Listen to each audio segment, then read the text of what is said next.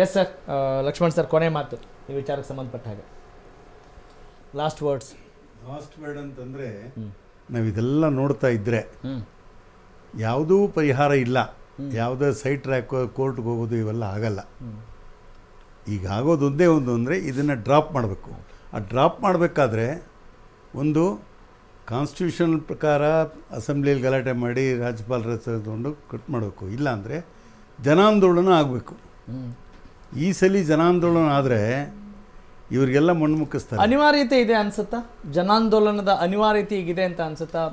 Being a senior person ಈಗ ಸದ್ಯಕ್ಕೆ ಅನಿವಾರ್ಯತೆ ಇಲ್ಲ ಅನ್ಸುತ್ತೆ. ಯಾಕೆ ಅಂದರೆ ಚುನಾವಣೆ ಇನ್ನೂ ಸ್ವಲ್ಪ ದೂರ ಇದೆ.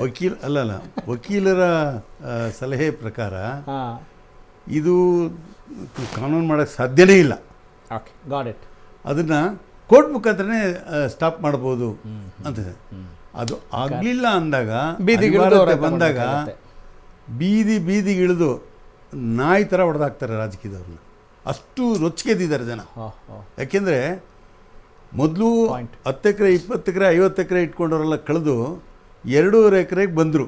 2.5 ಎಕರೆ ಖಾತಾ ಮಾಡಿಕೊಂಡು ಅವ್ರದ್ದೇ ಆದಂಥ ಒಂದು ಇದು ಮಾಡ್ಕೊಂಡು ಬಿಲ್ಡಿಂಗ್ ಕಟ್ಕೊಂಡು ಸ್ಕೂಲ್ ಮಾಡಿಕೊಂಡು ಅಥವಾ ಪೆಟ್ರೋಲ್ ಬ್ಯಾಂಕ್ ಹಾಕ್ಕೊಂಡು ಅಥವಾ ಇದಕ್ಕೆ ಶೆಡ್ಗಳು ಹಾಕಿ ವೇರ್ ಹೌಸ್ಗಳಿಗೆ ಕೊಟ್ಕೊಂಡು ಜೀವನ ಮಾಡ್ತಾರೆ. ತೋಟಗಾರಿಕೆ ವರಮಾನ ಇಲ್ಲ, ಶೆಡ್ ಬಾಡಿ ಕೊಟ್ಟು ಏನೋ ಮಾಡ್ತಾವ್ರೆ.